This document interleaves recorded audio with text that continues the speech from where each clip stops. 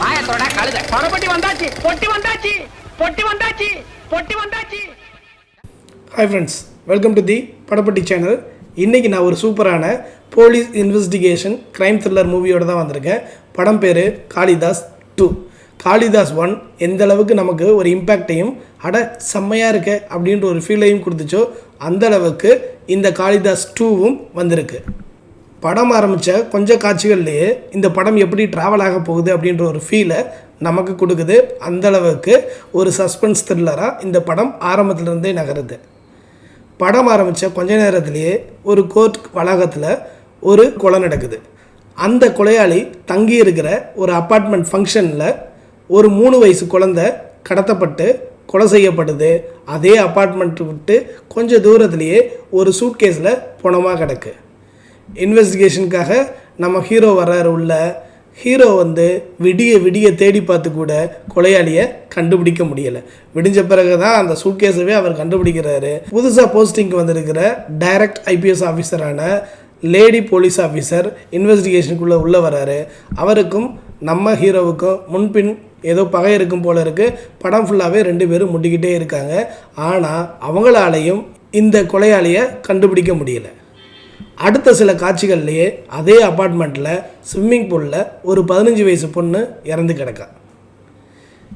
இந்த கொலைக்கும் காரணம் யாருன்னு தேடி போலீஸ் உள்ளே வருது.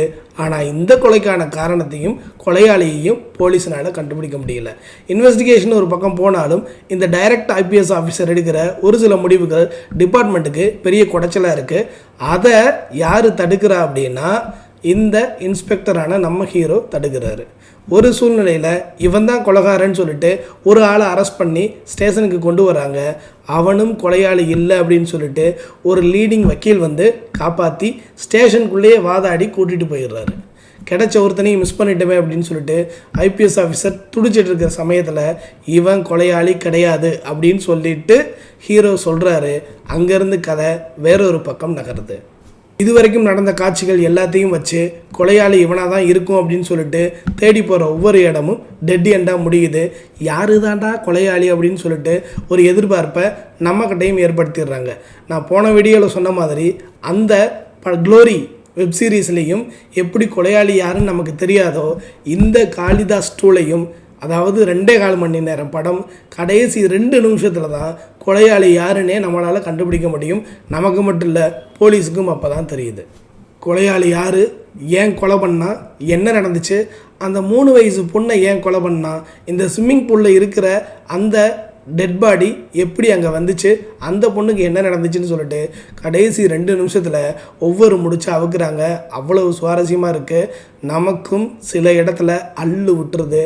கொலையாளி இவங்க தானா, இவன் தானா, இந்த பொம்பளையா, இந்த பையனா, இவனா அப்படின்னு சொல்கிற ஒரு கன்ஃபியூஷன் படம் ஃபுல்லாக ட்ராவல் ஆகிட்டே இருந்த கன்ஃபியூஷன் அந்த இடத்துல கொஞ்சம் கொஞ்சமாக ரிலாக்ஸ் ஆகி இவன் தான் கொலைகாரன் அப்படின்னு சொல்லிட்டு நமக்கு கண்ணு முன்னாடி கொண்டு கொலைகாரனை நிப்பாட்டுறாங்க.